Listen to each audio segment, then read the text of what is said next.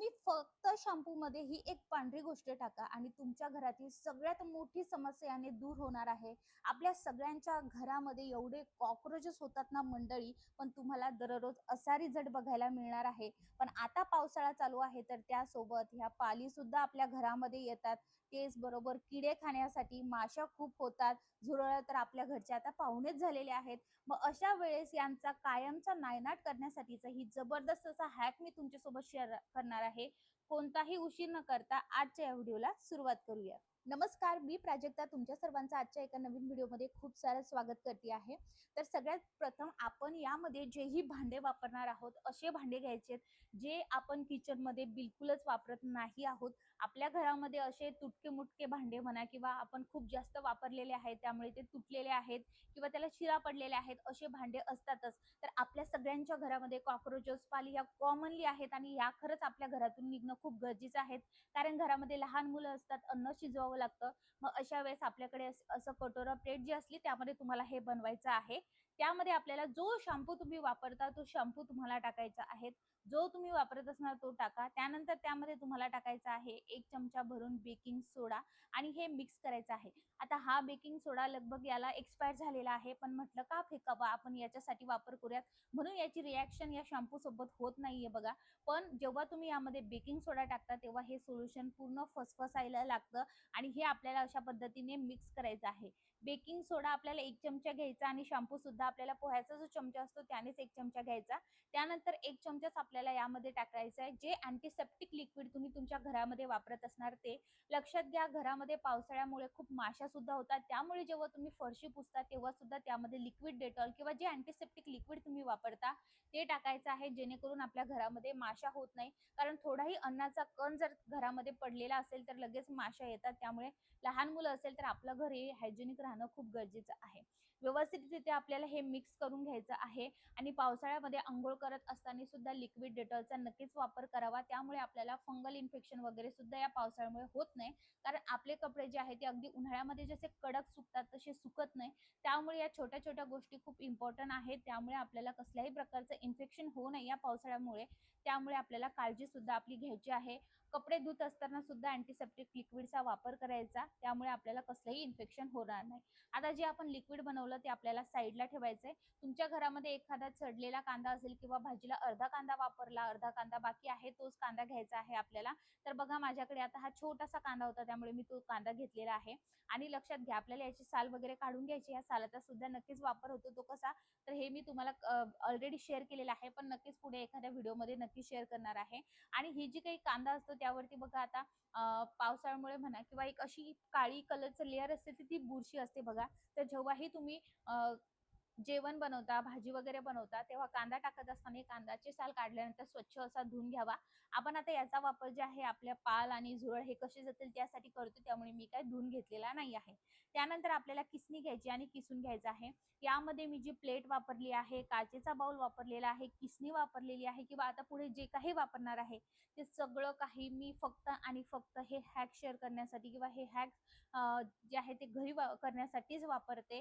त्यामुळे ही जी काही घासणी आहे किंवा किसणी आपण म्हणूया, तर ही किसणी जी आहे ती जास्त खरखरीत नव्हती राहिली. त्यामुळे मग मी तिचा वापर हे बनवण्यासाठी किंवा असे हॅक्स तुमच्यासोबत शेअर करण्यासाठी त्याचा वापर करते. आणि स्पेशली हे वेगळ्या ठिकाणी मी ठेवलेलं आहे, किचनमध्ये सुद्धा ठेवलेलं नाही आहे. त्यामुळे मी तुम्हाला वारंवार त्या गोष्टी सांगते. हा व्हिडिओ पुढे जाण्याच्या आधी मला हे नक्की सांगा की तुम्ही हा व्हिडिओ कोणत्या गावातून किंवा शहरातून बघत आहात, म्हणजे मला सुद्धा तुमचे आभार मानता येतील आणि मला सुद्धा कळेल की आपला हा व्हिडिओ कुठपर्यंत पोहोचला आहे ते. आपण पूर्ण छोटासा कांदा घेतला होता, तो किसून घेतलेला आहे आणि या किसणीवरचा सगळा तो कांदा आपल्याला आता बाजूला काढून घ्यायचा आहे. आता हा जो काही कांद्याचा पाचोळा आपण बाजूला केला होता तो तुम्ही 1 ते 2 ग्लास पाणी घ्या पातेल्यामध्ये. पातेलं सुद्धा असं घ्या जे किचनमध्ये यूज नाही करत. त्यामध्ये पाणी टाका, हे कांदा टाका आणि चांगलं उकळू द्या आणि त्याचा पूर्ण अर्क त्यामध्ये आल्यानंतर घरभर स्प्रे करा. बिलकुल पाली येणार नाही. आता गाळणीमध्ये टाकलाय आणि ह्या कांद्याचा रस आपल्याला लागणार आहे. या कांद्याचा जो काही वरती आता चोथा लागतोय त्याची काहीही आपल्याला गरज नाही आहे. तो तुम्ही सरळ फेकून देऊ शकता. फक्त आपल्याला याचा रस लागणार आहे. आणि यामध्ये शॅम्पूचा वापर आपण यासाठी केलेला आहे की कांद्याचा असा उग्र असा वास येतो. घरभर असा ऑलरेडी पावसाळ्यामुळे कोंदट वास येतो आणि तो उग्र असा वास आपल्या घरामध्ये येऊ नये म्हणून आपण इथे शॅम्पूचा वापर केलेला आहे. तुम्ही शॅम्पू ऐवजी जे आहे म्हणजे कंडिशनरचा सुद्धा वापर करू शकता किंवा लिक्विड हँडवॉशचा सुद्धा वापर करू शकता. आणि अँटीसेप्टिक लिक्विड टाकल्यामुळे यामध्ये जे आहे कीटक जे आहे अगदी छोटे मोठे असतील ते सुद्धा पावसाळ्यामधले नक्की जातात. कांद्याचा रस टाकल्यानंतर आपल्याला हे व्यवस्थितरित्या मिक्स करून घ्यायचं आहे.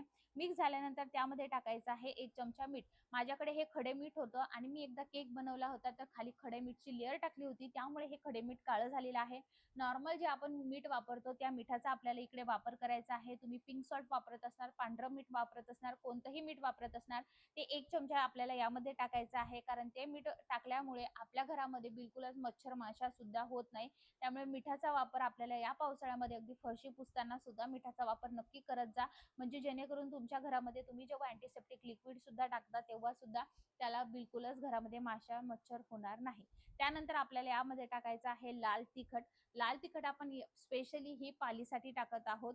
कारण जेव्हाही आपल्या घरामध्ये पाल येते किंवा वरती असते आणि आपण जर त्यावरती हे लिक्विड स्प्रेड केलं तर हे लिक्विड स्प्रे केल्यामुळे त्या पालीची जी काही वरची स्किन असते या तिखटामुळे तिथे जळजळ होते आणि ती तिथली जागा सोडून पळून जाते. त्यामुळे लाल तिखट आपल्याला इथे फक्त आणि फक्त पालीसाठी टाकायचंय. जर तुम्ही हे झुरळांसाठी बनवत असाल तर तुम्हाला इकडे लाल तिखट टाकायची गरज नाही आहे. आता एखादी अशी स्प्रे बॉटल तुम्हाला घ्यायची आहे. स्प्रे बॉटल तुमच्याकडे नसेल तर आपल्याकडे बघा एखादी बिस्लरीची बॉटल असते, प्लास्टिकची बॉटल असते जुनी पुराणी, ती आणायची. बाजारामध्ये 10 रुपयाचा स्प्रेचं जे काही वरचं असतं ते मिळतं आणि ते त्या बॉटलला लावायचं. खूप सिंपल आहे. बॉटल सुद्धा ही अशी स्प्रेची बॉटल घ्यायची जी की आपण घरी असं कोणत्याही स्प्रे वापरत नाही. अगदी जुनी पुराणी बॉटलचा वापर करायचा. प्रत्येक गोष्टीचा जुनी पुराणीचा वापर करायचा आणि ही बिलकुल किचनमध्ये वापरायची नाही. कारण मी तुमच्यासोबत असेच हॅक शेअर करणार आहे. त्यामुळे तुम्हाला आधीच सांगते आहे. त्यानंतर यामध्ये टाकायचं आहे पाणी. जेवढं पाणी बसेल तेवढं पाणी टाकायचं आहे. मी अर्धा मग यामध्ये पाणी टाकते आहे. पाणी रूम टेम्परेचरवरचं आपलं वापरायचं पाणी यामध्ये टाकायचं आहे आणि हे सोल्युशन आता आपलं तयार झालेलं आहे. या सोल्युशनमध्ये तुम्ही हवं तर अर्धा चमचा निरमा सुद्धा टाकू शकता. पण ऑलरेडी आपण शॅम्पूचा वापर केलेला आहे त्यामुळे मी निरमा इकडे वापरत नाहीये. कारण जर तुम्ही निरमा वापरला तर निरम्यामध्ये स्लरी असते आणि तुमच्या घरामध्ये जर उंदीर झाले असेल तर उंदीर निरमा वापरल्यामुळे अगदी घरातून पळून जातो. जे की मी तुमच्यासोबत ऑलरेडी खूप सारे व्हिडिओ शेअर केलेले आहेत. तुम्ही तिथून बघून घेऊ शकता. तर आपला आता हे लिक्विड व्यवस्थित आपल्याला शेक करून घ्यायचं आहे. यामध्ये खडे मीठ टाकलंय तर ते हळूवार जे आहे यामध्ये डिझॉल्व्ह होईल आणि जर तुम्ही साधं मीठ टाकलं असेल तर ते ऑलरेडी लगेच पटकन डिझॉल्व्ह होऊन जाणार आहे आणि हे आपलं सोल्युशन तयार झालेलं आहे. हे सोल्युशन जर तुमच्या किचनमध्ये ट्रॉली वगैरे असेल तर एका गोष्टीची काळजी घ्यायची आहे. अशा ठिकाणी मारायचं नाही की जिथे रोज आपल्याला ते प्लेट्स वगैरे काढून ते खावं लागत असेल. अशा ठिकाणी मारायचं आहे कानाकोपऱ्यामध्ये की जिथे बिलकुलच आपलं नाही का अन्नावरती उडता कामा नये. तर पाली जेव्हा येतात तर अशा याच्यामधून येतात बघा, पाईपाच्या मागे राहतात किंवा मग वरती फिरतात तिथे आपल्याला मारायचं आहे. आणि जिथे जिथे झुरळ झाले असेल तर त्याच्या कानाकोपऱ्यात मारायचं आहे. ट्रॉलीमध्ये तुम्हाला हे मारायचं नाही. असे झुरळचा रिझल्ट तुम्हाला असा मिळणार आहे. हा हॅक करून बघा आणि कमेंटमध्ये मला नक्की सांगा कसा रिझल्ट आला ते.